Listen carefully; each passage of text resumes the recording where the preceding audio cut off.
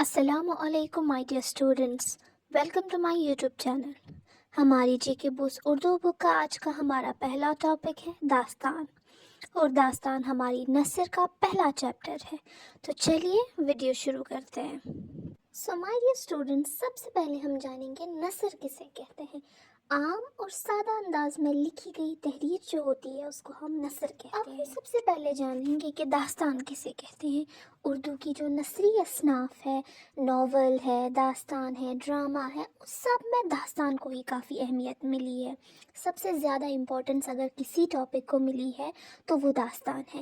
ناولوں سے پہلے داستانوں کا رواج عام تھا۔ کہتے ہیں کہ درباروں میں داستان کو ملازم رکھے جاتے تھے، بادشاہ کے جو دربار ہوتے تھے وہاں پر داستان کو ملازم رکھے جاتے تھے۔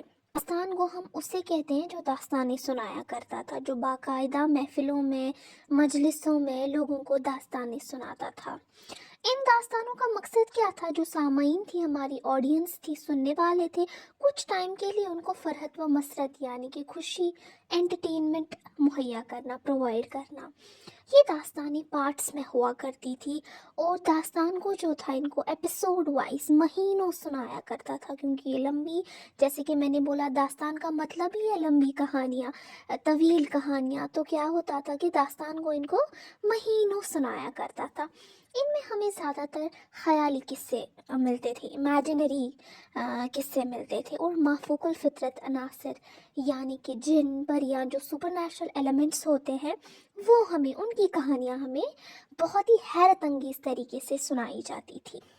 حالانکہ ان قصوں کا ریئل لائف کے ساتھ کوئی بھی واسطہ نہیں ہوتا تھا، پر تھوڑا بہت جو ہماری معاشرت کی عکاسی یعنی کہ ہماری سماجیت تھی، ہماری سماج کے کچھ پہلو ہے، وہ ضرور ان داستانوں میں ہمیں سننے کو ملتے تھے۔ ویسے ہی اردو میں داستانوں کا رواج ہمیں اسی زمانے سے ملتا آ رہا ہے جب اس میں تصنیف و تالیف یعنی کہ لکھنے پڑھنے کا سلسلہ شروع ہوا۔ ایسے ہی جنوبی ہند میں یعنی کہ ساؤتھ انڈیا میں لکھی گئی سب سے قدیم ترین داستان، سب سے پرانی داستان سبرس ہے، جو کہ ملاوہ جی نے لکھی تھی، جس میں اس نے عشق و عقل کی کشمکش کو بڑی ہی دلچسپ طریقے سے لوگوں کے سامنے پیش کیا تھا۔ شمالی ہندوستان میں اگر ہم بات کریں گے نارتھ انڈیا کی، تو سب سے پہلی داستان جو لکھی گئی تھی وہ تھی قصہ مہر افروز و دلبر۔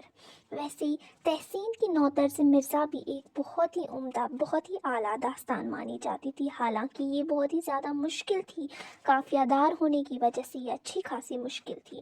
ایسے ہی انشا کی رانی کیتکی کی کہانی اور رجب علی بیگ سرور کی داستان فسانہ عجب بھی بہت عمدہ کارنامے ہے۔ یہ کچھ ایسی داستانیں ہیں جو کہ اس زمانے میں بہت ہی زیادہ فیمس تھی۔ فورٹ ولیم کالج جب قیام ہوا تو اردو میں بہت ساری داستانیں لکھی گئی، اور اسی کالج کا سب سے بڑا کارنامہ تھا میر امن کی باغ و بہار۔ اصل میں یہ جو باغ و بہار تھی، یہ تحسین کی نوطرز مرزا کی مشکل زبان کا آسان ترجمہ کیا گیا تھا۔ بہت ہی نیچرل طریقے کے ساتھ یہ لوگوں کے سامنے پیش کیا گیا، اور اتنا وقت گزر جانے کے بعد بھی جو ہے اس کی کامیابی میں کوئی فرق نہیں آیا۔ یہ اتنی ہی مقبول تب بھی تھی اور اس زمانے میں بھی تھی۔ ایسے ہی شیر علی افسوس کی آرائش محفل اور حیدر بخش حیدری کی طوطا کہانی سب فورٹ ولیم کالج کی دین ہے۔ یہ لکھی گئی ہے اسی فورٹ ولیم کالج میں۔ 19ویں صدی کے آخر میں جب نئی تہذیب کے اثر سے اردو زبان و ادب میں تبدیلی آئی، جس کا اثر داستان پر بھی پڑا، نئی سوچ نے انسان کو خیالی دنیا سے نکال کر حقیقت کی طرف متوجہ کیا، جس کا اثر داستان پر بھی پڑا اور داستان کی مقبولیت کم ہو گئی۔ لیکن یہ بھی سچ ہے کہ آج کہانی کے میدان میں جو ترقی نظر آتی ہے وہ داستان کے قیمتی ورثے کے بغیر ممکن نہ تھی۔ اور اسی کے ساتھ ہمارا یہ موضوع مکمل ہوتا ہے، اور مجھے امید ہے کہ آپ کو اچھے سے سمجھ آ گئی ہوگی۔ اگلی ویڈیو میں ایک نئے موضوع کے ساتھ ملاقات ہوگی، تب تک کے لیے اللہ حافظ۔